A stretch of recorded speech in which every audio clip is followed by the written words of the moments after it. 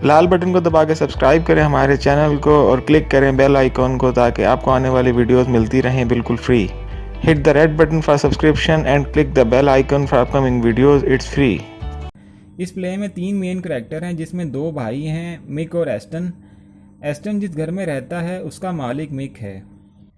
Aston की एक बार mental problems की वजह से इलेक्ट्रिक शॉक ट्रीटमेंट भी हो चुकी है और वो अकेलेपन से घबराता है और चाहता है कि उसके साथ कोई रहे।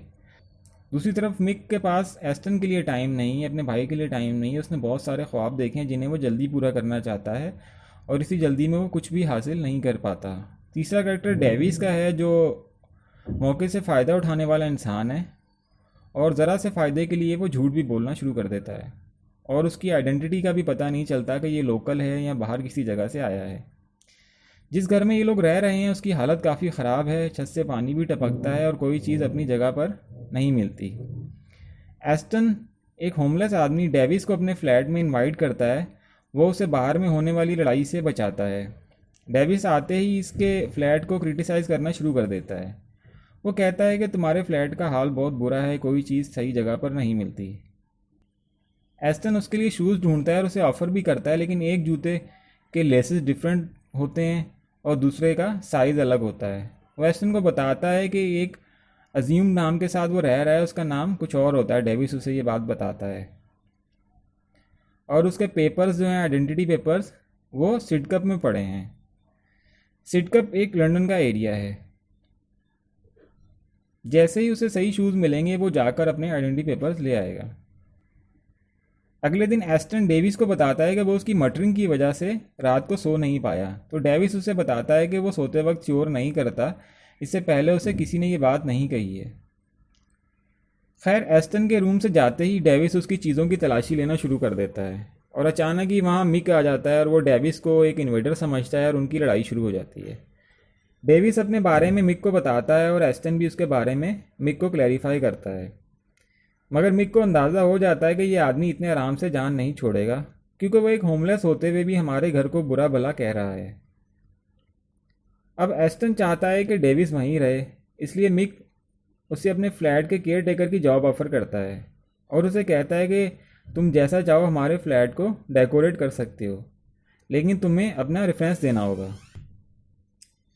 यानी अपने आइडेंटिटी पेपर दिखाने होंगे। डेविस फिर सीट कप जाकर पेपर्स लाने का वादा करता है। अब डेविस टाइम गेन कर रहा होता है, वो जानबूझकर कोई ना कोई बहाना बना लेता है कि उसे सीट कप ना ही जाना पड़े। डेविस पहले तो नहीं मान रहा था इस जॉब के लिए क्योंकि वो एक अज्यूम नेम के साथ रह रहा था। तो एस्टन उसे बताता है कि किस तरह उसकी मर्ज़ी के बगैर उसे शॉक ट्रीटमेंट दी गई थी और वो गार्डन में एक शेड बनाना चाहता है। कुछ दिनों बाद एस्टन रात को डेविस को उठाता है कि वो नॉइज़ निकालना बंद करे, वो सो नहीं पा रहा।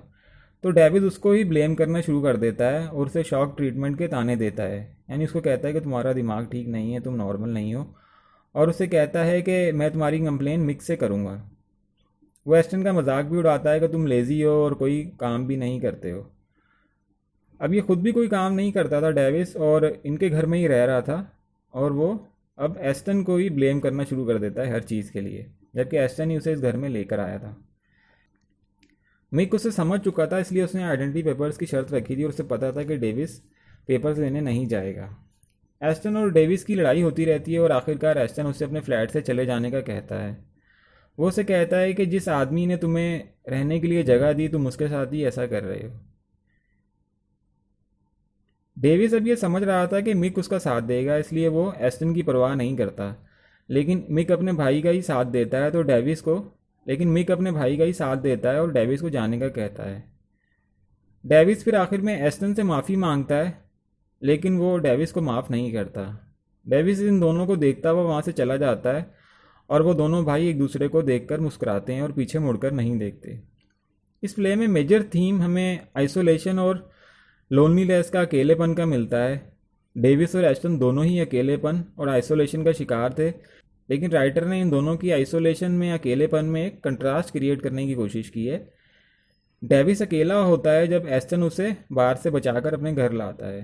डेविस जो कि सोसाइटी से अलग थलग और ठुकराया हुआ शख्स था, जिसके पास रहने के लिए अपना घर भी नहीं था। दूसरी तरफ एस्टन है जिसकी आइसोलेशन अलग है। वो डेविस को अपने घर ले आता है, उसे जॉब भी ऑफ़र करता है और उस पर भरोसा भी करता है, मगर बदले में उसे धोखा ही मिलता है, बुराई ही मिलती है, क्योंकि वो लोगों पर जल्द भरोसा कर लेता है। लैक ऑफ कम्युनिकेशन का भी एक इम्पॉर्टेंट थीम है इस प्ले में, जिसकी वजह से बहुत सारे मसाइल खड़े होते हैं और बहुत सारी मिसअंडरस्टैंडिंग्स हो जाती हैं।